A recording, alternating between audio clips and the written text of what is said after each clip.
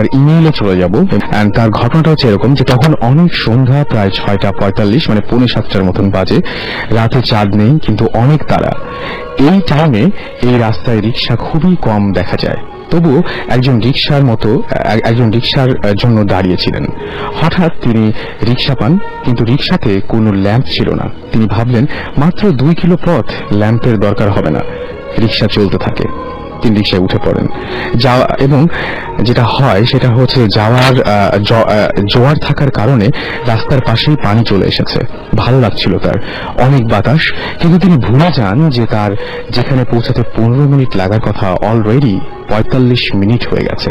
এমন সময় তিনি যখন যাচ্ছিলেন তখন একজনকে রাস্তার পাশে পড়ে থাকতে দেখতে পান যে সেই লোকটি পানিতে ভেসে এসেছে। কিন্তু অবাক করার মতো বিষয় হচ্ছে, তার কাছে যেটা মনে হয় তা হলো যে লোকটি তখনও বেঁচে আছে, কিন্তু সেন্সলেস, এবং তার ডান হাতের একটি আঙুল নেই। তিনি তাকে নিয়ে রিক্সাতে উঠলেন। কিছু দূর যাবার পর সেন্সলেস লোকটির সেন্স আসে। তিনি আটকে উঠলেন এবং রিক্সা থেকে নেমে দৌড় দিয়ে চলে গেলেন এবং বললেন যে ভাই, আপনি নিচে নেমে পড়েন এবং পালান। এই বলে তিনি জোরে দৌড় দিলেন। রিক্সাতে বসে থাকা ব্যক্তিটি খুবই অবাক হলেন যে কেন এরকম একটা আচরণ করার কি দরকার, যে আমি তাকে তুলে নিয়ে আসলাম। সেন্স ফেরার সঙ্গে সঙ্গে সে উদ্ভটভাবে রিক্সা থেকে নেমে দৌড় দিল, উল্টে আমাকে বলছে যে ভাই, আপনি পালান। পিছনে ঘুরে অবাক হয়ে দেখলেন, কিন্তু যখনই সামনে ঘুরলেন তখনই সেন্সলেস হয়ে পড়লেন। যখন সেন্স আসে তখন তিনি নিজেকে খুঁজে পান সেই জায়গায়, যে জায়গায় তিনি আগের লোকটিকে সেন্সলেস অবস্থায় পেয়েছিলেন, এবং আরো দেখলেন যে তারও সেই আগের লোকটির মতো ডান হাতের একটি আঙুল নেই। এবং সেই সময়টা ছিল 6:55 কিছু পরে, বা সময়টা অবশ্য এখানে উল্লেখ নাই। সময়টা ছিল হয়তো সময়টা উল্লেখ আছে, এবং সেই সময়টা ছিল 6:55। 6:45 আগের লোকটিকে পেয়েছিলেন, এবং তিনি যখন নিজেকে উদ্ধার করলেন, জেগে উঠলেন, তিনিও 6:55 জেগে উঠলেন। খুবই অদ্ভুত ব্যাপার, খুবই আজব ঘটনা, এবং তারও হাতের একটি আঙুল ছিল না। এই ঘটনাটা আমাদের লিখে পাঠিয়েছেন একজন, তিনি তার নামটি লেখেননি, বাট আমি জানি না, আমি কক্সবাজারে যে এর ধরনের কোনো ঘটনা শুনিনি। কক্সবাজার টু টেকনাফ যে মেরিন ড্রাইভ, সেখানে এরকম ঘটনা ঘটে কিনা, বা আদৌ এই ঘটনা সত্যি কিনা, বা আপনারা শুনেছেন কিনা, সেটা ইচ্ছা করলে আমাকে জানাতে পারেন। আপনারা SMS আমাদের পাঠিয়ে দিলাম, আশা করি ভালো লাগলে পড়ে শোনাবেন। আমি স্কুলে শিক্ষকতা করছি। আমার বড় মামার কাছ থেকে ঘটনাটা শুনেছি। আমি ঘটনাটা আমার মতো করে বলছি। আমার বাড়ি গোপালগঞ্জের রাধাগঞ্জ এলাকায়। আমার 3 মামা ও তাদের 3 বোন। এদের মধ্যে আমার মা ছিল তাদের ছোট আদরের বোন। রাধাগঞ্জ থেকে আমার মামা বাড়ি প্রায় আমার মামার বাড়ি 3 কিলোমিটার দূরে অবস্থিত। মামার বাড়িটি ছিল একটি বিল এলাকাতে। বর্ষার সময় চারিদিকে পানিতে ভরে যেত। আশেপাশে অনেক মানুষ, অনেক দূরে দূরে বাড়ি ছিল। এখন চারপাশে অনেক বাড়ি উঠেছে। শুধু মামার ঘরের পাশে 2টি ঘর ছিল। মাঝে মাঝে ডাকাতের ভয়ে বাড়ির লোকজন সবাই এক ঘরে জড়ো হয়ে থাকত। যাই হোক, একদিন বড় মামা সপ্তাহের বাজার করতে গিয়ে রাধাগঞ্জ বাজারের দিকে নৌকায় করে রওনা দিলেন, এবং আমার মা তখন অনেক ছোট ছিলেন। বড় মামার সঙ্গে মা যাবার জন্য কান্নাকাটি করতে লাগলেন। মামা শেষমেশ মাকে নিয়ে নৌকায় করে বাজারে রওনা দিলেন। মামার বাড়ি থেকে রাধাগঞ্জ বাজারে যেতে হলে একটা খালের উপর দিয়ে যেতে হয়। খালের সাথে মেঠো পথের রাস্তা দিয়ে যেতে সময় লাগতো, আর চারিদিক ফাঁকা। যাই হোক, বড় মামা যখন বাজার করে নৌকায় করে আমার মাকে নিয়ে বাড়ি ফিরছিলেন, ঠিক বাজার থেকেই একটু এগোতেই খালের সাথে একটা পুরাতন কালী দিঘি। সন্ধ্যা, তখন হালকা হালকা আলো ছিল। মামা যখন নৌকায় করে দিঘির কাছে যাবার সময় মামার চোখে পড়ল দিঘির পাড়ে একটা তাল গাছের উপরে সাদা কাপড় পরা একটি মেয়ে বসে আছে। তার চেহারা ছিল উজ্জ্বল বর্ণের। মামা দেখলেন গাছের ওপর থেকে মেয়েটি খুব জোরে জোরে বিকট শব্দ করে হাসছে, আর চারিদিকে তাকিয়ে আছে, এবং তার দিকেই তাকিয়ে আছে এবং মাথা নাড়াচ্ছে। মেয়েটির চুলগুলো গাছের চেয়েও মানে ওপরে, ঠিক খালের পানি পর্যন্ত অনেক লম্বা। মামা এসব দেখে সাহস বাড়ানোর জন্য জোরে জোরে গান গাইতে লাগলেন, এবং মামা মায়ের সঙ্গে কথা বলছিলেন। মা অনেক ছোট, তাই তিনি কিছুই বুঝতে পারেন। পারছিলেন না। মামা প্রচন্ড ভয়ে ঘামছিলেন। তখন মামা নৌকার বৈঠা সজোরে আঘাত করলেন এবং বাইতে শুরু করলেন। গাছের ওপর থেকে মেয়েটি বিকট শব্দ করে বলেছিল, কোথায় যাবি? তার সাথে আবার দেখা হবে। কোনো মতে মামা বাড়ি ফিরে সবাইকে সবকিছু খুলে বলল এবং ঠিক পরের দিন আমার 3 মামা নৌকায় করে সেই বাজারে ধানের কলে ধান ভাঙাতে যাচ্ছিলেন এবং ঠিক ধান বোঝাই করে আবার রওনাও দিলেন। সারাদিন বসে কাজ শেষে ঠিক গতকালের মতো সন্ধ্যা নামলো এবং বড় মামা মনে মনে ভাবতে লাগলেন যে আজকে কেন ভয় লাগবে বা কেন ভয় লাগবে না, কারণ সাথে মামার 2 ফ্রেন্ড আছে, কোনো ভয় লাগবে না তাই ভেবেছিলেন। এবং তিনি বললেন যে কারণ সাথে মামার 2 ফ্রেন্ড 2 ভাই ছিল। বড় মামা ছোট মামাকে হ্যারিকেন ধরাতে বললেন। মামা চিন্তা করলেন যে আগুন থাকলে হয়তো ভূত বা খারাপ কিছু আসতে পারবে না। বড় মামা বৈঠা বাইতে শুরু করলেন। ছোট মামা নৌকার অন্য কোথাও মাথায় বসে পানিতে পা ডোবাচ্ছেন, হাত ডোবাচ্ছেন। মাঝে মাঝে মামা নৌকায় মাঝে মাঝে যে পানি থাকে তার একটি পাত্র দিয়ে নৌকার বাইরে ফেলছিলেন তিনি। আকাশে হালকা চাঁদের আলোতে মনে হচ্ছিল রাতের তীব্র অন্ধকার থেকে কেউ যেন আলো নিয়ে মানুষগুলোকে খুঁজছিল। তখনই দিঘির কাছ থেকে যখন যাচ্ছিল দিঘির পাশ দিয়ে হঠাৎ করে হ্যারিকেনের আলোটা নিভে গেল। এবং তখন কোনো বাতাস ছিল না। মামা খুব ভয় পেতে শুরু করেন। তাই ভাইদের বলাতে তারা বলল, ধুর, এসব কিছু না, তুমি শুধু শুধু ভয় পাচ্ছ। আর তখনই ঘটলো আসল ঘটনা। ছোট মামা হঠাৎ করে নৌকা থেকে পানিতে পড়ে গেলেন। কে যেন তাকে ধাক্কা মেরে পানিতে ফেলে দিয়েছে। ছোট মামা চিৎকার করে বলতে লাগলেন, ভাই আমাকে বাঁচা, কে আমার হাত টেনে নিয়ে যাচ্ছে। বড় মামা মেজ মামা তাড়াতাড়ি করে নৌকা থেকে লাফিয়ে পানিতে নেমে ছোট মামাকে অনেক কষ্টে নৌকায় ওঠালেন। অনেক কষ্ট করে তারা নৌকায় উঠে দেখলো যে ছোট মামার হাত কেটে গেছে এবং খুব রক্ত বের হচ্ছে। 2 মামা গামছা নিয়ে ছোট মামার হাত বেঁধে দিল। ছোট মামা ব্যথায় কষ্ট পাচ্ছিল। ঠিক মামারই মনে এখনো মনে করলে ভয় পায়। তারা কি করবে না ভেবে নৌকা দ্রুত চালাতে লাগলো এবং কিছু দূর যেতে না যেতেই খালের পাশে একটা ছোট মোটা গাছের ডালের মাঝ বরাবর একটা লম্বা বাঁশ ঝুলে আছে। লাশির চোখ দিয়ে টকটকে লাল ছিল, রক্ত পড়ছিল এবং চোখটা। লাশটির মাথায় লম্বা চুল ছিল। লাশটির বিভৎস চেহারা, মনে হচ্ছিল লাশের গা থেকে মাংস খসে খসে পড়লে যেভাবে দেখা যায় সেই রকম কিছু একটা। মনে হচ্ছিল লাশের গা থেকে মাংস খসে খসে পড়লে যেরকম দেখা যায় সেরকম একটা চেহারা। ভেবে দেখুন দৃশ্যটা কেমন হতে পারে। মামা এটা দেখে নৌকা চালানো বন্ধ করে দিল, কারণ লাশটি নিচে নিতে হবে। ছোট মামা বলল, চল আমরা নৌকা নিয়ে খালের পাশে বেঁধে রাস্তা দিয়ে হেঁটে যাই। বড় মামা বলল, না, আমি সাহস করি, দেখি না কি হয়। তাছাড়া নৌকা বোঝাই ধান ভাঙা, নৌকা যদি রেখে যায়, যদি চুরি হয়ে যায়। আর অন্য 2 মামাও রাজি হচ্ছিল না। অবশেষে রাজি হয়ে লাশটির নিচ দিয়ে তারা যখন পার হচ্ছিল ঠিক তখনই লাশটির মুখে কোনো একটা শব্দ তারা ভেসে উঠেছিল। হঠাৎ করে লাশটিকে আর দেখা গেল না। ভয়ে আমাদের অবস্থা মরার মতো হয়েছিল। নৌকায় নৌকায় ধানের বস্তা ছিল, তাই নৌকা বেশি জোরে চলছিল না।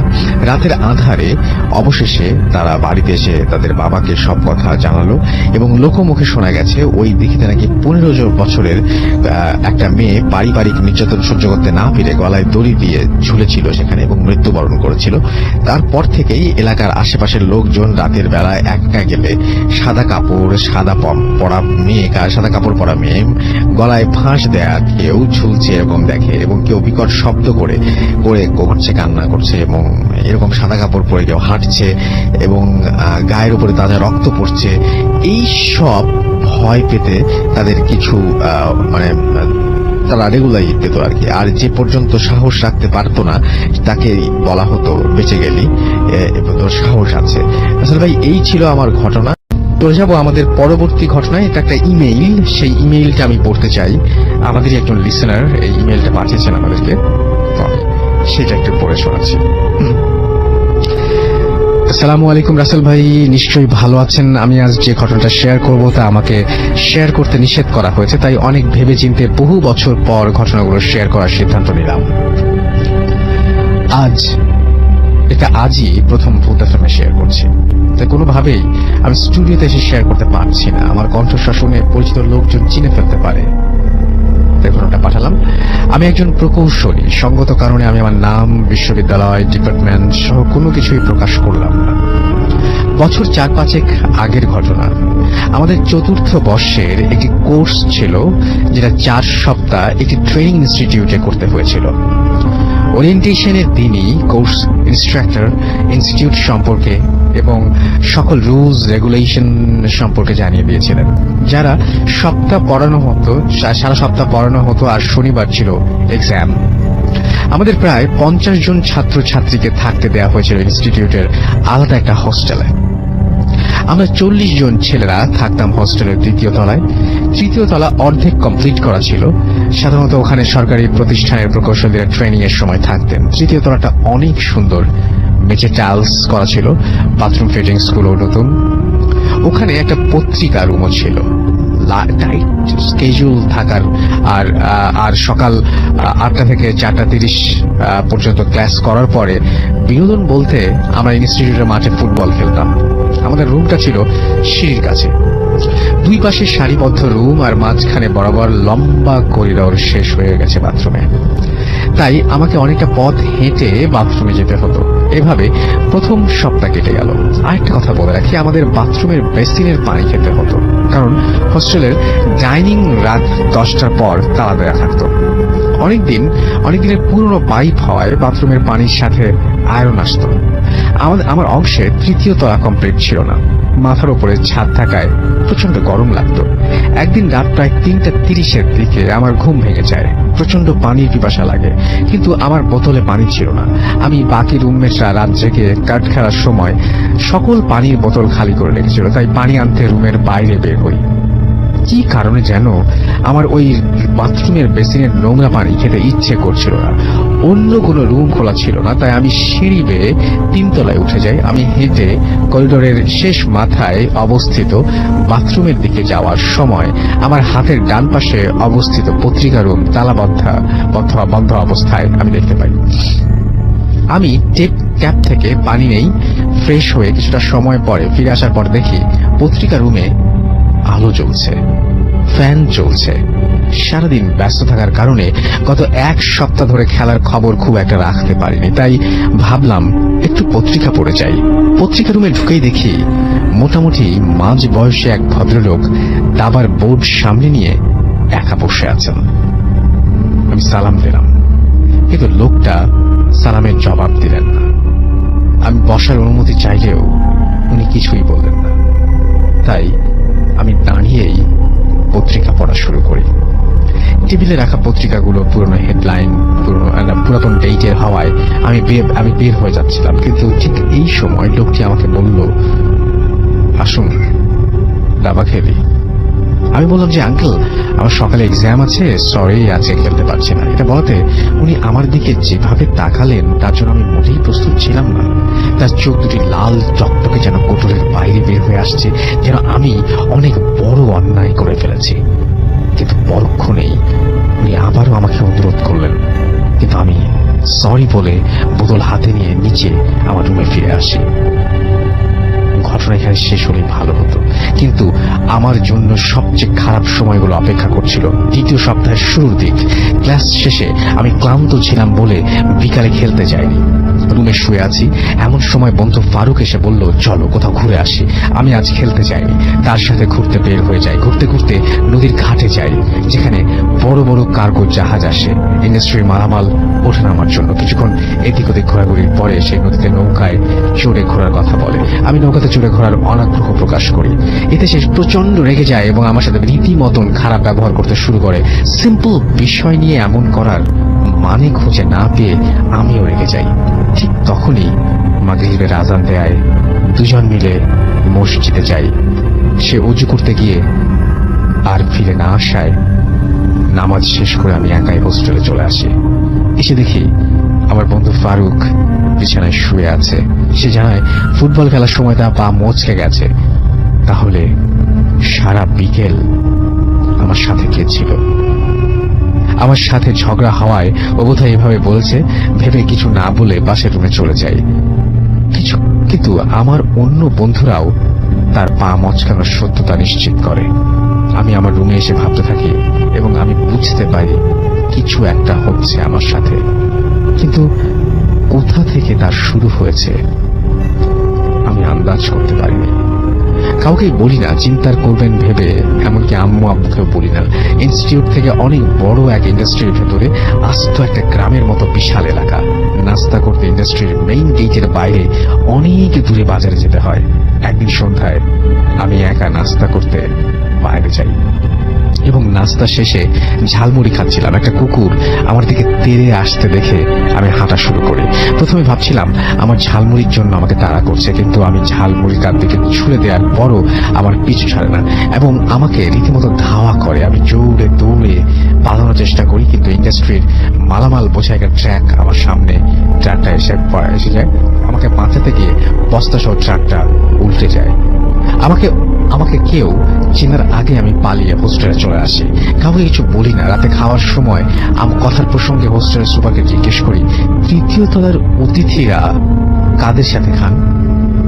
তিনি উত্তরে বলেন, এই মাসে কোনো সিনিয়র ট্রেনি আসেনি, তৃতীয় তলা তো খালি। কথাটি শুনে আমার গা শিউরে ওঠে। মনে মনে ভাবি, তাহলে ওই দিন রাতে পত্রিকা রুমে কে ছিল? পত্রিকা রুম তালা রাতের বেলায় বন্ধ থাকে। কেন জানতে চাইলে উনি বলেন পত্রিকা টিভি রুমেই দেয়া হচ্ছে এই মাসের শুরু থেকেই, তাই পত্রিকার রুম সবসময় তালা দেয়া থাকে। আমি আমার জীবনের সবচেয়ে বড় ভয়টা পাই সেদিন। খাওয়া শেষ করে এক রুমমেটকে বিষয়টা বলি, সে আমার কথায় কোনো পাত্তা দেয়নি সেদিন।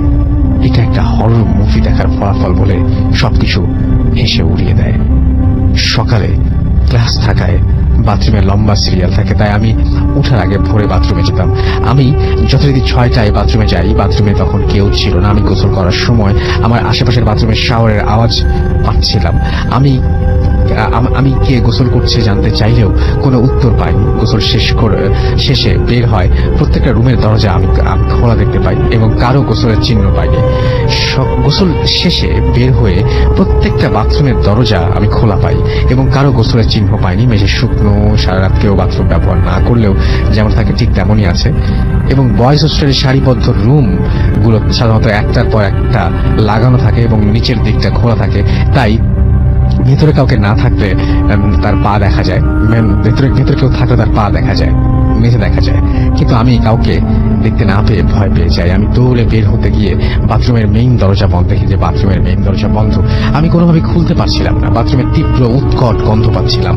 আমি কেমিক্যাল ইঞ্জিনিয়ার বলে অ্যামোনিয়া, সালফার, ইউরিয়া সহ প্রায় সব কেমিক্যালসের গন্ধ সম্পর্কে যথেষ্ট ধারণা রয়েছে। এই তীব্র গন্ধটা যে কিসের বুঝতে পারলাম না। গন্ধটা বেড়েই চলছিল এবং গন্ধের ঘনত্বটা আমাকে ঘিরেই, যেন কেউ আমার ঘাড়ের ওপর সুগন্ধবর্তী ভারী নিঃশ্বাস ফেলছে। আমার কিছুই বোঝার বাকি রইল না। আমি বন্ধুদের ডাকার চেষ্টা করেও ব্যর্থ হলাম। আমি আয়াতুল কুরসি পড়তে শুরু করলাম এবং দরজায় লাথি দেওয়া শুরু করলাম। আমার লাথির শব্দে বাথরুমের রুমের দরজা বন্ধ। বাথরুমের পাশের রুমের বন্ধু বের হয়ে এসে দরজা খুলে দেয়। আমি দরজা লক থাকার কথা বলি, কিন্তু সে বলে দরজায় লাগানো ছিল বাট লক ছিল না। গন্ধ পাওয়ার বিষয়টা বলি, কিন্তু সে কোনো গন্ধ পাচ্ছে না বলে জানায়। শনিবার সকালে এক্সাম ছিল, এক্সাম দিচ্ছি, প্রচুর ম্যাথ আসছে এক্সামে, কিন্তু কিছুতেই আমার ক্যালকুলেটর অন হচ্ছে না। আমার নতুন ক্যালকুলেটর অন হচ্ছিল না। ম্যাথ রিলেটেড এক্সাম বলে আমি কোনো কিছুই আমাকে ক্যালকুলেটর ধার দেয়নি কেউ। আমি এক্সাম খারাপ করি, এক্সাম শেষে ক্যালকুলেটর আপনি অন হয়, বিষয়টা কোনো ব্যাখ্যা দাঁড় করাতে পারলাম না। আমি ওখানকার কোর্স ইনস্ট্রাক্টর এবং ডিপার্টমেন্টের কোর্স টিচারকে সমস্ত বিষয় খুলে বলি। তারা আমাকে নিয়ে একটা গোপন মিটিং করে এবং ইনস্টিটিউটের স্বার্থে আমাকে সবকিছু গোপন রাখতে বলে। পরবর্তী সপ্তাহগুলোতে আমার আরো ভয়ঙ্কর কেটেছে এবং আমি বারবার মৃত্যুর হাত থেকে বেঁচে এসেছি, যা আমার বন্ধুরা কেউ জানে না, এমনকি আমার পরিবারও। একদিন এক ধরনের মৃত্যুর মুখোমুখি হয়েছি। খুব কষ্টে পরের সপ্তাহগুলো কাটাই, যার ফলে আমার রেজাল্টও খারাপ হয়। বিশ্ববিদ্যালয়ে ফিরে এলে আমাকে ডিপার্টমেন্টে জরুরি তলব করা হয় এবং ইনস্টিটিউট, ডিপার্টমেন্ট ও আমার নিজের ক্যারিয়ারের স্বার্থে সবকিছু গোপন রাখতে বলা হয়। ওখান থেকে চলে আসার পর আমার সাথে আর কোনো ঘটনা ঘটেনি। সবগুলো ঘটনা একসাথে ইমেলে লেখা সম্ভব নয়। আমার পরিচয় গোপন রাখার আশ্বাস দিলে পরবর্তীতে আমার সাথে ঘটে যাওয়া বাকি ঘটনাগুলো আমি শেয়ার করতে ইচ্ছুক। ডেফিনেটলি আপনি চাইলে আপনার পরিচয় গোপন রাখতে পারেন, ইটস আপ টু ইউ। এবং যে ইমেলটা ঠিক যেভাবে লিখেছেন আমি সেভাবেই পড়ছি। রাসেল ভাই আসসালামু আলাইকুম, কেমন আছেন? আমি সাগর এবং আমি সেকেন্ড ইয়ারে অথবা ইন্টারমিডিয়েটে পড়ছেন। ভাইয়া, আমি ভূত এফএমের একজন নিয়মিত লিসনার। আমার স্থায়ী বাসা রাজশাহীতে এবং ঘটনাটা সেখানকার। সেখানে আমার এইচএসসি এক্সাম, তাই সামনে আমার এইচএসসি এক্সাম, তাই আমার সঙ্গে রাজশাহী থেকে আমার পক্ষে রাজশাহী থেকে আসা সম্ভব না। তাই ঘটনাটা যদি ভালো লাগে তাহলে আপনি পড়ে শোনাবেন প্লিজ। আমার পরিচয় বড় না করে সরাসরি ঘটনায় যাচ্ছি। আমি এক্স্যাক্টলি রাজশাহীর কোট অঞ্চলে থাকি। আমাদের পাড়ার একটা ক্রিকেট টিম আছে। আমরা নিয়মিত ক্রিকেট খেলতাম এবং প্রচুর এবং প্রায় টুর্নামেন্ট খেলতাম। ঘটনাটা যাকে নিয়ে, তার নাম ফজল এবং সে আমাদের টিমের একজন ভালো খেলোয়াড় ছিল। ঘটনাটি ঘটে গত বছরের এপ্রিল 24, 2015 ফ্রাইডে। আমরা এক টুর্নামেন্ট খেলতে পাড়া থেকে একটু দূরে মাঠে গিয়েছিলাম। সেই ম্যাচে ফজল উইকেট কিপার ছিল। খেলার একটা পর্যায়ে কট আউট নিয়ে ঝামেলা সৃষ্টি হয়। ঝামেলার এক পর্যায়ে হাতাহাতি শুরু হয়। বিপক্ষ দলের একজন ব্যাটসম্যান একটু রকচটা হওয়ায় রেগে গিয়ে হঠাৎ ব্যাট ছুড়ে চালায়। দুর্ভাগ্যবশত যেটা হয় সেটা হচ্ছে যে দুর্ভাগ্যবশত যে ঘটনাটা ঘটে সেটা হচ্ছে যে ফজলের ঠিক ঘাড়ে গিয়ে ব্যাটটা লাগে এবং লাগার সাথে সাথে সে সেন্সলেস হয়ে পড়ে যায়। কিন্তু সেন্স না ফেরায় আমরা তাকে তাড়াতাড়ি হসপিটালাইজ করি এবং তার বাসায় খবর দিই। হসপিটালে আসার পর ডক্টর তাকে দেখে যা বলেন তা শোনার জন্য আমরা একদম প্রস্তুত ছিলাম না। তিনি বলেন যে ফজল মারা গেছে। এরপর তার লাশের পোস্টমর্টম করা হয়। জানা যায় যে তার ঘাড়ের একটা নার্ভ ও একটা ব্লাড ভেসেল ফ্র্যাকচার হয়ে প্রচুর ইন্টারনাল ব্লিডিং হয়ে সে মারা গেছে এবং আমরা কোনোভাবে এই কথাটা মেনে নিতে পারছিলাম না। আঙ্কেল এবং আন্টি সব ঘটনা শুনে কান্নায় ভেঙে পড়েন। যথারীতি পরের দিন বাদ জোহর তার দাফন সম্পন্ন করা হয়। আঙ্কেল প্রথমে পুলিশ কেস করবেন ভেবেছিলেন, কিন্তু সেই ব্যাটসম্যানের ছেলের বাবা মা অনেকবার আঙ্কেল আন্টির হাতে পায়ে ধরে মাপ চাইতে থাকায় তিনি আর কেস করেননি। সাধারণভাবেই বাসা থেকে আমাদের কোথাও খেলতে যাওয়া নিষিদ্ধ হয়ে যায়। এভাবে আমরা প্রায় 5-6 মাস খেলা বন্ধ রাখি। তারপর আমরা আস্তে আস্তে ফজলকে হারানোর ব্যথা সহ্য করে আবার খেলা শুরু করি। আমরা যখন মাঝে মধ্যে বাড়িতে না বলেই বাইরে খেলতে যেতাম, এখানে বলে রাখা ভালো যে ফজলের একটি নিজস্ব ব্যাট ছিল এবং সেটা নিয়েই খেলতাম। আমি ব্যাটটা সবসময় আমার ঘরের বাইরে স্যান্ডেলের র্যাকে হেলান দিয়ে রাখতাম। সবকিছু ঠিকঠাকই চলছিল, কিন্তু হঠাৎ এক রাতে প্রায় 12:30টায় আমি একটা শব্দ শুনতে পাই। এটা এমন ছিল যে কেউ একজন ব্যাট দিয়ে বল মারছে। ব্যাটটা যেখানে থাকতো সাউন্ডটা সেখান থেকে আসছে। এইভাবে 4-5 মিনিট হওয়ার পর থেমে যায়। প্রথমে আমি ভাবি আজ বেশি খেলাধুলা করার কারণে হয়তো আমার হ্যালুসিনেশন হচ্ছে, কিন্তু শব্দটা আরো 2বার হলো। এবার আমি শিওর কিছু একটা প্রবলেম হয়েছে, তাই আমি ঘর থেকে বের হলাম এবং বের হওয়ার সাথে সাথে শব্দটা থেমে গেল। ব্যাটটার দিকে তাকালাম, গিয়ে দেখলাম যে ব্যাটটা ঠিক জায়গাতেই আছে, কিন্তু একটা জিনিস লক্ষ্য করলাম, ওই জায়গায় 0 ওয়াটের একটা বাল্ব থাকায় আবছা আলো থাকলেও ব্যাটের চারপাশে আস্তে আস্তে ঘন অন্ধকার একটি অবয়বের সৃষ্টি হচ্ছে। আবছা আলোর ভেতর এই দৃশ্য দেখে আমি প্রচন্ড ভয় পেয়ে ঘরে দৌড়ে গিয়ে কাঁথার নিচে নিজেকে মুড়ি দিয়ে শুয়ে পড়ি আর দোয়া করতে থাকি। আল্লাহর অশেষ রহমতে আমি সেই রাতে আর সে শব্দ শুনতে পাইনি। মোটামুটি ফজরের আজানের কিছুক্ষণ আগে আমার ঘুম ভাঙে। পরের দিন সকালবেলা আমি আম্মুকে জিজ্ঞেস করি, গতকাল রাতে তুমি কি কোনো শব্দ শুনেছিলে? আম্মু বলে, কই না। আমি টেনশন করব ভেবে, আম্মু টেনশন করবে ভেবে আমি গত রাতের ঘটনাটা আর বললাম না। ঘটনা সেদিন ফ্রেন্ডদেরকেও বলিনি যে তারা ভীতু ভাববে আমাকে এবং রাগাবে। ভাবলাম আজ রাতে শব্দটা আবার শুনলে ব্যাট অন্য বন্ধুর কাছে রাখবো, কিন্তু প্রায় 6 রাতে কোনো শব্দ নেই। ঘটনার 1 সপ্তাহ পর আবার শুক্রবার রাতে সেই একই শব্দ শুনতে পাই, কিন্তু এবার আমি সাহস করে ব্যাটের কাছে না গিয়ে বরং আমার ঘরের দরজা খুলে ঘর থেকে স্পষ্ট লক্ষ্য করলাম সেই ঘরে ঘন অন্ধকারময় অবয়ব। এবার আমি নিশ্চিত হলাম something is wrong with the bat, এবং সেটা হচ্ছে যে এটা ফ্রাইডেতে ঘটে। এই ঘটনার পর আমি সিদ্ধান্ত নিলাম যে আমি আমার কাছে আর ব্যাট রাখবো না। পরের দিন আমি আমার সাথে ঘটা ঘটনার এক ফ্রেন্ডকে, নীরবকে বলি। সে প্রথমে বিশ্বাস করে না, তাই তাকে ব্যাটটা রাখতে দিই। প্রথম 6 দিন কিছুই না দেখে সে আমাকে খুব হাসাহাসি করে, কিন্তু আবার শুক্রবারে সেই একই ঘটনার শিকার হয়। নীরব আমাকে বলে সে দেখছে অবয়বটা ফজলের মতো করে হেঁটে এসে ভ্যানিশ হয়ে গেল। এরপর মাকসুদ, হাসিব ও সিজানের সাথেও এই একই ঘটনা ঘটে। প্রত্যেকে কেবলমাত্র শুক্রবার রাতে এই শব্দটা শুনতে পেত। এই অবস্থায় ব্যাট নিয়ে আমরা খুব দুশ্চিন্তায় পড়ে যাই। তাই আমরা প্রথমে সিদ্ধান্ত নিই ব্যাটটা ফজলের ঘর বাবাকে দিয়ে দিব, এবং এটা করলে বিষয়টা জানাজানি হয়ে যাবে এবং পুনরায় খেলা বাদ হয়ে যাবে ভেবে আমরা একটা অন্য ডিসিশন নেই। সেটা হচ্ছে 31 ডিসেম্বর 2015-তে পিকনিকে ব্যাগটা পোড়ানো হবে এবং সে পর্যন্ত তা সিজানের বাড়িতে স্টোর রুমে থাকবে। তবে আমরা পরে বুঝতে পারি এটা একটা খারাপ ও ভুল ডিসিশন ছিল। সো 31-এ আমরা রীতিমতো পিকনিক নিয়ে ব্যস্ত। তবে আমরা ফজলকে খুব মিস করছিলাম। সে আজ বেঁচে থাকলে হয়তো দিনগুলো আরো সুন্দর হতো। রান্নাবান্না শেষ পর্যায়ে আমরা সেই ব্যাগটা নিয়ে আসি এবং সেটাকে চুলোর আগুনে ঠেলে দিই। সেটা সুন্দর মতো চুলোর আগুনে ছাই হয়ে যায়। প্রায় 2:30টার আমাদের রান্না শেষ হয়ে যায়। তো আমরা আপনারা হয়তো অনেকেই জেনে থাকবেন যে অনুষ্ঠানে বাবুর্চিরা রান্না শেষ করে খাবার যাতে ঠান্ডা না হয় সেজন্য রান্নার হাঁড়ির ঢাকনার নিচে ছাই বিছিয়ে রাখে। আমরা একটু পরে খাওয়া দাওয়া করব ভেবে রান্নার হাঁড়ির ঢাকনার ওপর ছাই বিছিয়ে রাখি। কিছুক্ষণ পর যখন আমরা খাওয়ার জন্য হাঁড়ি থেকে ঢাকনাটা সরিয়ে ছাইগুলো ফেলি, তখন ঢাকনার ওপর তা দেখে এখনো গা শিউরে ওঠে। আমি দেখলাম ছাইয়ের কালি দিয়ে ঢাকনার ওপর লেখা। কি দোষ ছিল আমার? এই লেখাটা আমরা সব বন্ধুরা দেখেছিলাম। এরপর কোনোভাবে পিকনিকটা শেষ করে যে যার বাসায় চলে যাই।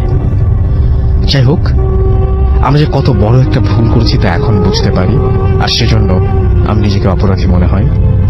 আপনারা সবাই ফজলের জন্য দোয়া করবেন। বড় কথা হলো, আমি ফজলের এতটাই ক্লোজ ফ্রেন্ড যে আমি ওর ইমেল আইডি, পাসওয়ার্ড পর্যন্ত জানতাম, এবং এই ইমেলটা সেই আইডি থেকে সেন্ড করা হয়েছে। ভাইয়ার সামনে আবার 31 আসছে, কিন্তু আমরা ভেবেছি এবার পিকনিক করবো না। আমরা চলে যাচ্ছি পরবর্তী ঘটনায়। চলুন না শুনে আসি আরো একটি রোমহর্ষক ঘটনা। যেভাবে লেখা আছে আমি সেভাবেই পড়ছি। হ্যালো রাসেল ভাই, আশা করি আপনি ভালো আছেন এবং ভালোর দলে আছেন। আমি লিখছি কক্সবাজার জেলার রামু উপজেলার মেরংলোয়া নামক গ্রাম থেকে।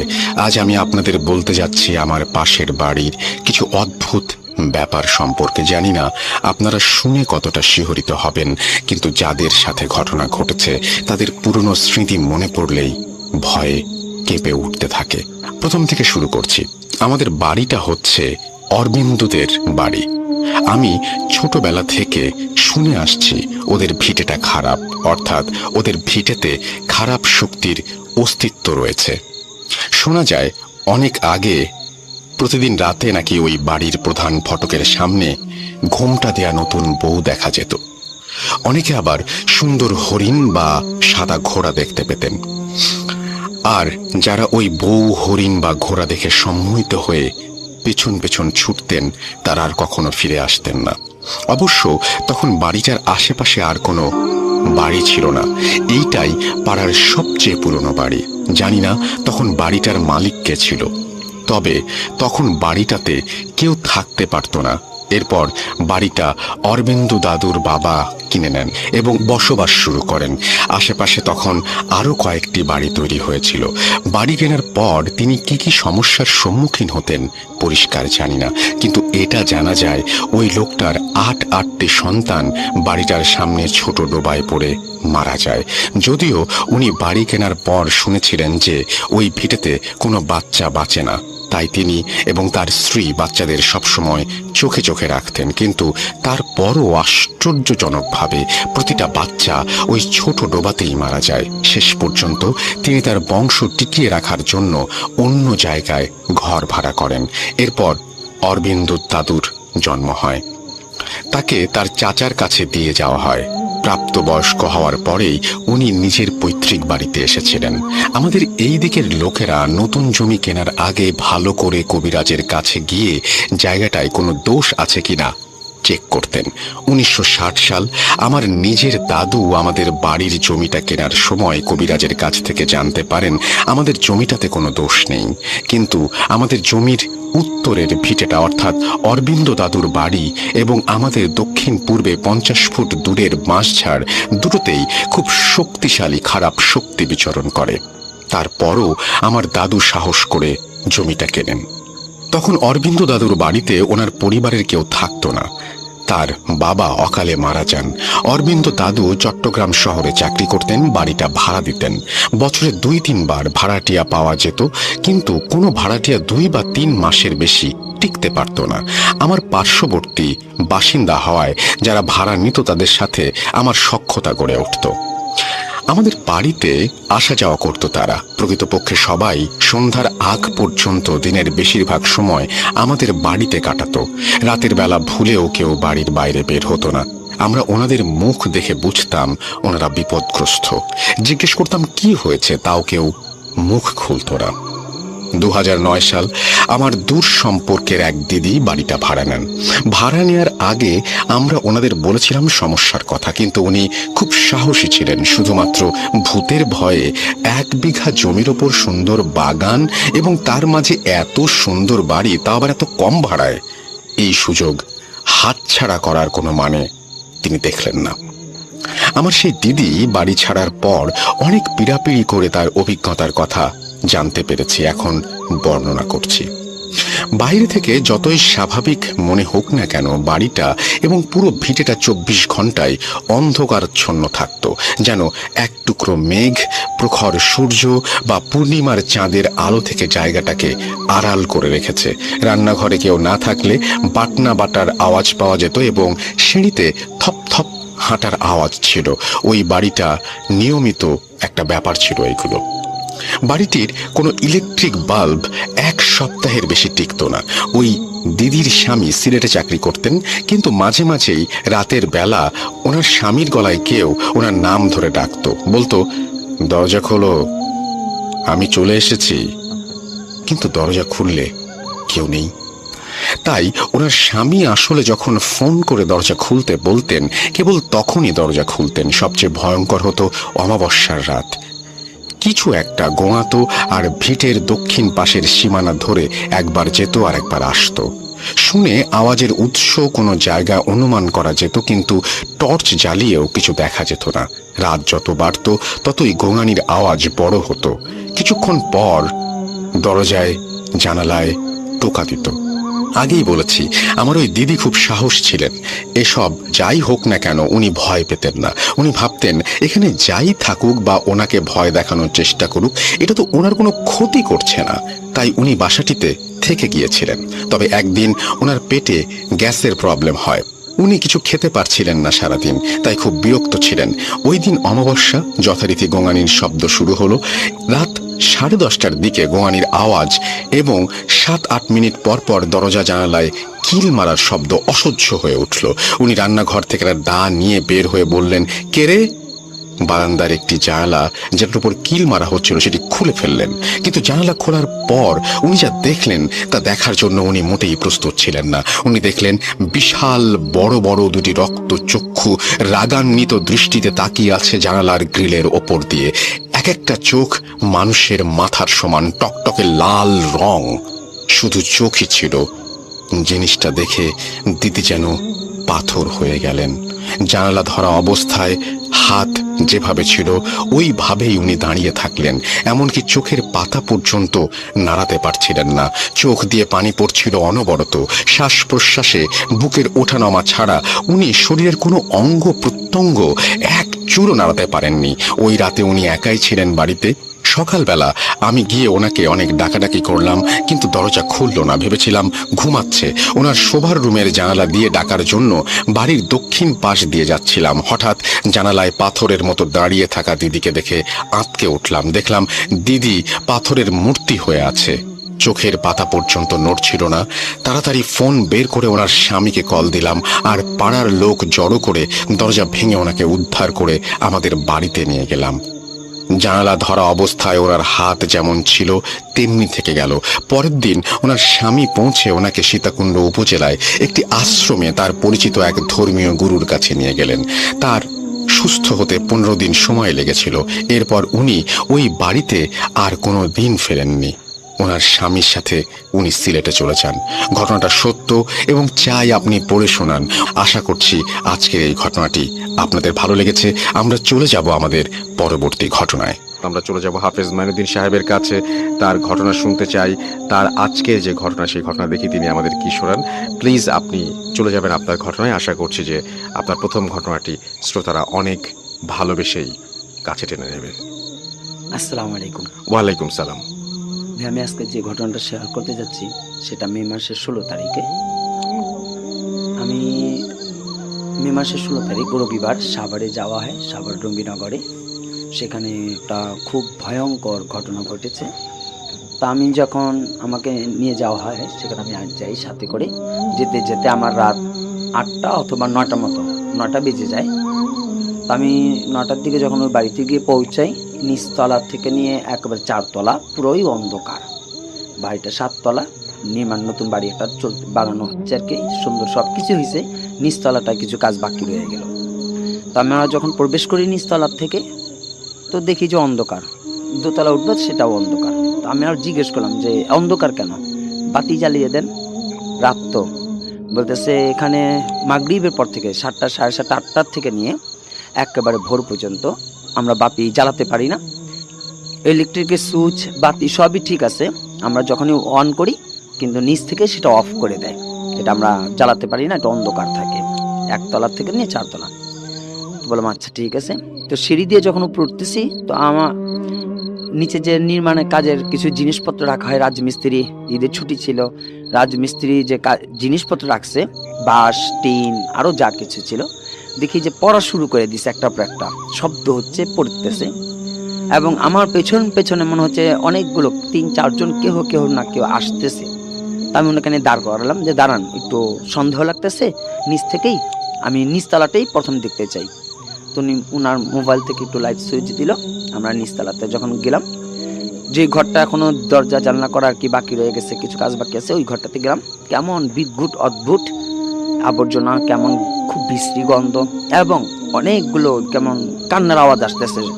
4-5 জনের বেশি মিলেমিশে ওইখানে কান্না শব্দ পাচ্ছি, খুব কাঁদতেছে। তো আমি সেখানেও খুব অবাক হলাম যে এখানে কাঁদতেছে আর কেমন বিশ্রী গন্ধ হচ্ছে। পরে বললাম ঠিক আছে। তো ওই মুহূর্তে আবার দেখি 4 তলা থেকে কেমন হইচই শুরু হচ্ছে, কান্নাকাটি আওয়াজ, খুব অনেক অনেক ধামালুর আওয়াজ। তেমন উপরে কি হচ্ছে বলে, এইটি তো সমস্যা, আসেন উপরে যাই। তা আমরা 4 তলায় গেলাম। 4 তলা গিয়ে দেখি 3টা ইউনিট, 3টা ফ্ল্যাট। ওই ফ্ল্যাট থেকে এক একটা যে জিনের প্রসেস, জিনগুলো যে ধরেছে, তারা ঘর থেকে বের হয়ে যেতে চাচ্ছে, বের হয়ে যাবে, কেমন কান্নাকাটি করতেছে। 3টা বয়স্ক মহিলা, ছোট 2টা বাচ্চা, বড় মেয়ে, প্রায় 6-7 জনের উপরে জিন আক্রমণ। তো এর মধ্যে একজন খুব বয়স্ক মহিলার উপরে যে জিন আক্রমণ করা, উনি নিচ থেকে এসে সবাইকে বলতেছে, এই সবাই আমার সাথে আসো, আর এই যে হুজুর আসছে তাকে সবাই মিলে সালাম করো। তো উনিও আমাকে, ওই মহিলাটাও আমাকে সালাম দিল আমাকে, এবং তার সাথে সাথে ওনারাও সালাম দিল। ওরা বললাম ঠিক আছে, এদের যারাই আছে, প্রসেস করা আছে, জিন ধরা আছে, আসেন আমরা একটা ঘরের মধ্যে বসি, তাদেরকেও নিয়ে আসেন। আমরা ওই ঘরে তাদেরকে নিয়ে আসা হলো। কিন্তু আনাটা যে খুব কষ্ট ছিল, প্রত্যেকটা খুব ধামাল করতেছিল, বাড়ির থেকে বের হয়ে যাবে, জিনিসপত্র ভাঙতেছে, কেউ কান্না করতেছে, কেউ এলোমেলো কথা বলতেছে। এই বয়স্ক মহিলাটা যিনি আমাকে বলছিল যে উনাকে সালাম করো, উনি আবার বলতেছে উনি কেন আসছে, উনি আসা কি হবে, আমরা এখানে থাকতেছি, আমরা এখানে 11টা ভাই, আমার বোনও একটা ছিল, আমার বোন হত্যা হয়ে গেছে, আমরা এই বাড়ির কাউকে রাখবো না, এই বাড়ির সবাইকে মারবো, আর এখানে কাউকেই থাকতে দেব না, এই হত্যার বিচার আমরাই করব, আসুক যে হুজুর আসুক, আমাদের কেউ তাড়াতে পারবে না। মহিলা বলতেছে, আবার কান্না করে হাসতেছে, খুব অন্যরকম অস্বাভাবিক বিষয়গুলো। তাদের 6 থেকে 7 জনের উপরে এরকম অবস্থা, সবাই মিলে এমন করতেছে। পরে আমি ঘরের মধ্যে সবাইকে নিয়ে বসালাম, বসিয়ে একটা একটা করে জিনের মানুষগুলো দেখে দেখে ছাড়ানো ইয়া করতেছি। এর মধ্যে সবাই দেখি যে খুব পাগলের অবস্থা, যাবে না, ছাড়বে না, মারতেছে, আঁচড় দিতেছে, কারো বুকের উপর চাপ দিয়ে রাখছে, কারো এরকম বলতেছে যে আমার গলা টিপে মেরে ফেলতেছে, বাঁচাও আমাকে। অর্থাৎ এমন অবস্থা, জিন তাদেরকে খুবই আক্রমণ। অবশেষে আমি খুব এক বয়স্ক মহিলার উপরে ধরলাম, ওনার উপরে জিন এসে বলতেছে যে আপনি আসছেন কেন? আমরা তো এখান থেকে যাব না, আমার বোনকে হত্যা করেছে, আমার বোন এখানে ছিল, আমার বোনকে ওরা হত্যা করেছে, তারা আটকে রেখেছিল, এখন আমরাও তাদেরকে এরকমভাবে মারবো। প্রবলেম ঠিক আছে, মারা হবে বা যাই কিছু হবে, আপনারা এদেরকে আপনারা ছেড়ে দেন, এদেরকে আপনারা ক্ষতি করবেন না। আমরা এখন বসে আপনাদের সাথে আলোচনা করব এবং আপনার বোন হত্যা হয়েছে কীভাবে হয়েছে সেটাও আমরা জানবো। প্রয়োজন আমরা দোয়া করে দেব, সদকা করে দেব, যেন আপনার বোন আল্লাহ মাফ করে দেয়, তার কোনো কিছুই যেন না হয়। আপনারাও শান্ত হন, তারা বুঝতে পারেনি, মানুষ ভুল করে ফেলতে পারে, ভুলে হয়েছে। পরে আবার বলতেছে না না, এই বাড়িতে আমাদের এখানে আস্তানা ছিল, আমরা ছিলাম, আমার বোন এই একটা বাড়ির ছেলেটাকে পছন্দ করে, তো ওরা একটা ইমাম সাহেব একটা হুজুরকে এনে আমার বোনকে আটক করে, এরপর আমার বোনটাকে হত্যা করে দেয়। এখন আমরা সবাইকে, এই বাড়ির সবাইকে আমরা মারবো, আমরা কাউকে ছাড়বো না। পরে যখন আমরা বসালাম, ওই মুহূর্তে একটা বিষয় হচ্ছে যে একটা এরকম দেহ নাই, শরীর ছাড়া বডি, শুধু মাথাটা, লম্বা চুল, একটা চোখ খুবই ছোট, আর একটা বড় রকমের চোখ, একটা চোখ খুবই ছোট যা দেখা যাচ্ছে না, এটাকে আমরা অন্ধজিনও বলে থাকি, খুবই ছোট, সামান্য ছোট, আর একটা চোখ অনেক বড়, এবং দাড়ি ছিল, আর এরকম বাবরিওয়ালা চুল। প্রথমে একটা মাথা আসলো, উনি এসে খুব রাগান্বিত, আমরা তার বডি দেখতে পারিনি, মাথাতে এসে বলতেছে আমি হচ্ছে এই যে জিনগুলো 11টা জিন, আমি হচ্ছে বড় ভাই, আমার বোনের হত্যা হয়েছে, এর বিচার করা হবে, এর বিচার আমরা করব, এই বাড়ির কাউকে রাখবো না, তারপর আমরা এখানে ইয়া করবো, চলে যাব, আর কোনোভাবেই আমাদেরকে সরানো যাবে না আগে বিচার না হওয়া পর্যন্ত। পরবর্তীতে এইরকম মাথাওয়ালা ঠিক 11টা আসে, কিন্তু কারো শরীর বা দেহ নেই, বডি আমরা কিচ্ছু দেখতে পারিনি, এইরকম ভাবে 11টা মাথা। কিন্তু আপনার ওই সময় ভয় পান নাই? জি, ভয় বলতে তো আমার তো এরকম ছিল না, যারা আমাকে নিয়ে গেছে বা যাদের প্রসেস আছে তারাও দেখতেছে, তাদের ভিতরে ভয় ভীতি না, তাদের পাগলের মতন, মানে তাদের তো হোশ জ্ঞান নেই। আর যারা নাকি সাথে ছিল তারা তো খুব ভয় ভীতি।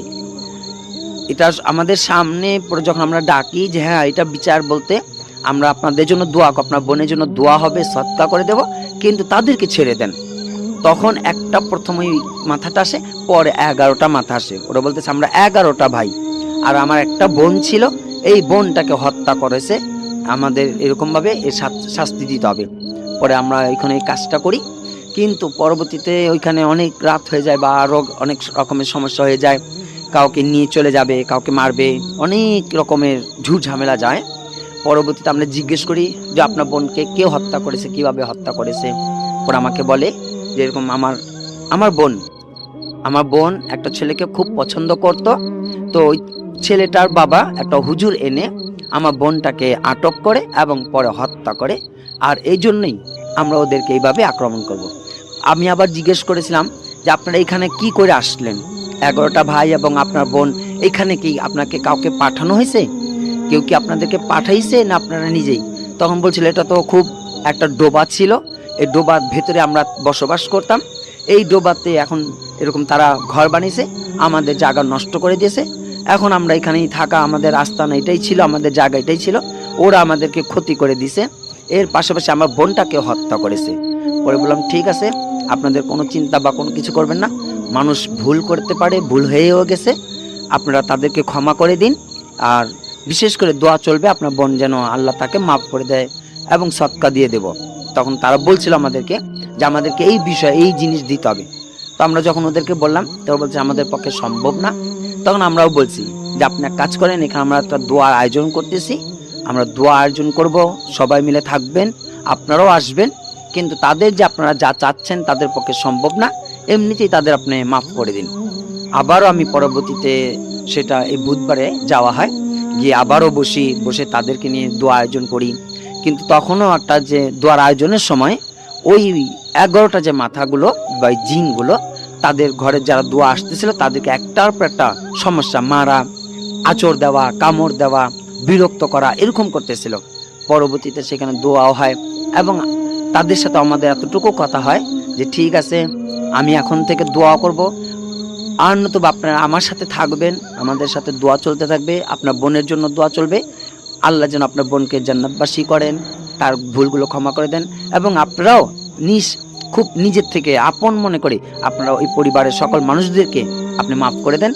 যাদেরকে উপর আপনারা আক্রমণ করতেছেন তারা তো কিছু জানে না, তারা তো কিছুই করেনি, তাদেরকে কেন ক্ষতি করতেছেন? তো 3টা বয়স্ক মহিলা যিনারা প্রসেস আক্রমণ বা ক্ষতি করে যাচ্ছ, এর মধ্যে কেউ বলতো যে এই বাড়িতে নামাজ পড়ে না, কোরআন পড়ে না, ওদেরকে বলে দিও যেন এই বাড়িতে নামাজ পড়া হয়, এই বাড়িতে কাউরে নামাজ পড়ে না, কোরআন পড়ে না, এরকম যদি না পড়া হয় আমরা কিন্তু ক্ষতিই করে যাব। আবার একজন বলতেছে যে না, এই বাচ্চাটাকে আমি নিয়ে চলে যাব, ওদেরকে বলে দিও আমার বোন মারছে, এই বাচ্চাটাকেও আমি রাস্তার থেকে তুলে নিয়ে চলে যাব। পরবর্তীতে খুব বুঝে সুঝে রাখা হয়। আলহামদুলিল্লাহ এখন বুধবারে আমি আবার যে কাজটা করেছি, আশাবাদী এখন আলহামদুলিল্লাহ কোনো বিপদ নেই, আর হবেও না ইনশাল্লাহ, এটা আমি আশা রাখি। এটা আমার ছিল প্রথম ঘটনাটা। আমরা চলে যাব হাফেজ মাইনুদ্দিন সাহেবের কাছে, এবং হাফেজ মাইনুদ্দিন সাহেবের কাছ থেকে আমরা সেকেন্ড ঘটনাটা শুনে আসব। দেরি না করে চলুন মাইনুদ্দিন ভাই আপনার দ্বিতীয় ঘটনাটি শুনে আসি। জি ভাইয়া। জি জি। ঘটনাটা হচ্ছে 10টি মুদ্রা আর কি নিয়ে। জি। 10টি মুদ্রা, কিন্তু এটা আমি ঠিকানাটা বলতেছি না, সেটা ঢাকার বাহিরের ঘটনা। আজ থেকে 3-4 বছরেরও বেশি হবে এই ঘটনাটা চলতেছে এখন পর্যন্ত, আমি গিয়ে আসছি।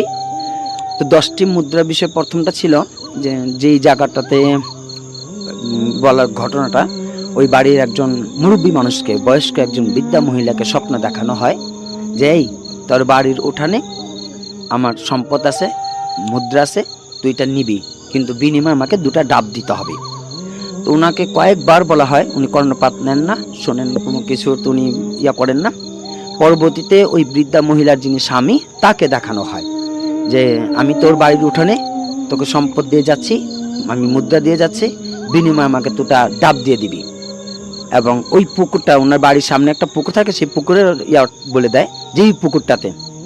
তো ওই লোকটা তো ঘুম থেকে উঠেই স্বপ্নের বিষয়টা, উনি গাছ থেকে ডাব পাড়ে, 2টা ডাব নিয়ে পুকুরে দিয়ে আসে, এবং ওই যে বারান্দা উঠানোর কথা বলছে, সেই বারান্দা উঠানটা উনি তালাশ করে যে কোথায় রাখা হলো। বিশাল একটা গর্ত করা হয়, কিন্তু যখন গর্ত করে দেখে যে ওটার ভিতরে অনেকগুলো এক গুচ্ছ সাপ, আর এর মধ্যে আবার একটা সাপ আছে যে সাপটার 3টা মাথা হচ্ছে 3টা, আর এমনি অনেকগুলো সাপ। এ দেখে উনি ভয় পেয়ে যায় যে মুদ্রা তো না, এটা তো অনেকগুলো সাপ দেখা যাচ্ছে, এবং একটা সাপের 3টা মাথা। সাথে সাথে মাটি কোনো রকম চাপা চোপা দিয়ে রেখে দিল। ওই পরে আবার ওই রাত্রিবেলাতে তাকে স্বপ্ন দেখা হলো যে এই আমি তো তোকে ওই ডাব দিতে বলিনি, তোর ঘরে 2টা মেয়ে আছে, ওই পুকুরের মধ্যে তোর ওই 2টা মেয়েকে দিয়ে দে, এবং আমি তোকে এর বিনিময়ে 10টা মুদ্রা দেব, তুই অনেক ধনী হয়ে যাবি। তখন ওই বৃদ্ধ লোকটা, ওই বাড়ির মানুষটা, তার আশপাশে মানুষগুলো এইভাবে কানাঝোড়া চলতে থাকে, সবাই শোনে। কিন্তু পরবর্তীতে সেটা আরেকটা ঘটনা হয়, সেটা যে তার যে চাচাতো ভাই ছিল, তার আত্মীয় স্বজনরা ছিল, ওরা যখন ঘুমন্ত অবস্থায় রাত্রে ওরা চুপে সারে এসে এই মাটির গর্তটা খুঁড়ে, যে শুনছে যে বাড়ির উঠানেতে এই পয়সা আছে, এইখানে এই মাটিটা খুঁড়লে এই পয়সাটা পাওয়া যাবে। তো ওরা রাত্রিবেলাতে মাটি খুঁড়তে আসে। অবাক যেটা হয় সেটা হচ্ছে যে মাটিটা যে খুঁড়বে, যে লোহার শাবল থাকে, তারা মাটিটা খুঁড়তে গিয়ে যিনি খুঁড়বে উনাকে এমন একটা আঘাত করা হয়, উনি বহু দূরে সরে যায় আর কি, ছিটকে পড়ে এবং হইচই চলে যায়। তখন তাদের ঘুম ভেঙে দেখে যে এরকম তাদের আত্মীয় স্বজন আসলো এই মাটি খুঁড়ে পয়সাটা নেবার জন্য। পরে তারাও বলতেছে যে মাটি খুঁড়লে তো হবে না, এরকম আমাকে 2টা ডাব দিতে বলছে, আর 2টা ডাব হচ্ছে আমার 2টা ঘরের মেয়েকে। তো এটা আবার তার খুব একজন নিকট আত্মীয় শুনছে, যে চাচা লাগে ওর পাড়া প্রতিবেশীর, ও কি করে এটা মনে মনে রাখে, ওই ঘরে 2টা বাচ্চা, যে 2টা মেয়ে, ওই দুশ্মনী আর কি সূত্রামি করে ওই বাচ্চা দুটোকে আদর করে ওই ইচ্ছাকৃতভাবে ওই পুকুরের মধ্যে ডুবে দেওয়া হয়, তাদেরকে দিয়ে দেওয়া হয়। তখন ওই বাচ্চা দুটো কিন্তু মৃত একটা লাশ ভেসে ওঠে, এবং ওইখানে নিয়ে ওই বিষয়টা নিয়ে অনেক মামলা, অনেক কিছু ঝামেলা যায়, অনেক গন্ডগোল হয়। ওই লোকটা পলায়ন করে আবার ঢাকাও চলে আসছিল। ঘটনাক্রমে ওই ব্যক্তিটা লুকিয়ে ঢাকা থেকে ওই এলাকাতে যায়, গিয়ে নিজে ওইটা বলছে যে আমি তো পুকুরে ডাব দিয়েছি, অর্থাৎ আমি তো এই মেয়ে দুটাকে দিয়েছি, এখন তো এই সম্পদ তো আমিই পাবো, এই 10টা মুদ্রা তো আমিই নিতে পারবো। ওইখানে যায়, যাওয়ার পরে ওই মাটি যখন খুঁড়তে যায়, কিন্তু দেখা যায় উনি ওই জায়গাতেই মারা যায়, ওইখানেই তার ক্ষতি হয়ে যায়। পরবর্তীতে ওই ঘরের যে বাড়ির মানুষ উনি ওনাকে দেখেন যে ওই জায়গার মধ্যে উনি পড়ে আছে, কিন্তু 10টা মুদ্রা ওনারা হাতে পান। ওই জায়গাটার মধ্যে শুধু বলছিল যে এই মুদ্রাটা একজন ভালো লোক নিতে পারবে, একজন ভালো মানুষ চাই। অনেকেই গিয়েছিল, কারো হাতে যায়নি, পরে ওরাও নিতে পারছে। পরবর্তীতে আমাকে ওইখানে নিয়ে যাওয়া হলো, আমি 10টা মুদ্রাকে দেখলাম। 10টা মুদ্রার ভিতরে 1818 এরকম, 1805, 1812, প্রায় 10টা মুদ্রার মধ্যে কয়েকটা অনেক রকমের সন ছিল, মূর্তি, মিশরের পিরামিড এরকম ছিল, আর খুব ছোট্ট পাতলা এবং ময়লা ভরা ছিল মাটিতে, ওরা পরিষ্কার করে ইয়া করছে। এইটা খুব সুন্দর সযত্নে করে রেখে দিল, ওরা ইয়া করবে। পরে কিন্তু আবার হঠাৎ করেই এই বিষয়টা, ওই পয়সাগুলো নিখোঁজ হয়ে গেছে, গায়েব হয়ে গেছে। এখন আবার বলতেছে, এই তোদের পাশের বাড়িতে যে 2টা ডাব, ওই 2টা ডাব অর্থাৎ ওই 2টা মেয়ে আমাকে এই পুকুরের মধ্যে দিয়ে দে, আমি তোদের এইটা একবারের জন্য দিয়ে দেব। এটা নিয়ে এখনো ঝুট ঝামেলা চলতেছে। এখনো বলতেছে, বারবার ঘুমের মধ্যে দেখায় কি ওই মানুষ মানে ওই 2টা ডাব দে, পুকুরে ছেড়ে দে, আমি তোদেরকে অনেক ধনী করে দেব, এই মুদ্রাগুলো তোদের একেবারে দিয়ে দেব, তোরা পেয়ে যাবি, অনেক সম্পদ পাবি, তোরা আমাকে ওই 2টা ডাব দিয়ে দে পুকুরের মধ্যে। তো এটা নিয়ে এখনো খুব ঝামেলা চলতেছে। আমাদের বলছি যে ঠিক আছে, আমরা আবার পরে যাব এই ঘটনা ইয়া করতে দেখতে। যখন আমি গিয়েছিলাম তখনই দেখেছি যে খুব ভয়ঙ্কর পরিস্থিতি এলাকার মধ্যে, শুধু এই জিনিসটা নিয়ে সবাই গবেষণা, এইটা নিয়ে সবাই তোলপাড় আছে। তো ভাই এটা সামনে আগামীতে আমার যখন যাওয়া পড়বে, আশা করি ইনশাল্লাহ ওই মুদ্রাকে যদি লোভ না থাকে তাদের, যেমন একটা তাদের আত্মীয় ছিল যে 2টা মেয়েকে চুরি করে ওই পুকুরে দিয়ে দিছে, তারা যদি লোভটা যদি ছেড়ে দেয়, এই মুদ্রাকে যদি না দেয়, এইভাবে কিন্তু এক এক করে প্রত্যেক ঘর থেকে মেয়ে চলে যেতে পারে। এটা আমরা বলবো, আমি দেখেছি যেটা, যে লোভ না করে এটা মাটির নিচেই চাপা দেওয়া ভালো। বাকিটুকু ভাইয়া পরে আমি শেয়ার করব। এটুকুই ছিল আজকের ঘটনা। হাফেজ মাইনুদ্দিন ভাই, আপনাকে অনেক ধন্যবাদ আমাদের স্টুডিওতে এসে ঘটনা শেয়ার করার জন্য। ইনশাল্লাহ আপনাকে আবার খুব দ্রুত পাবো, ইনশাল্লাহ।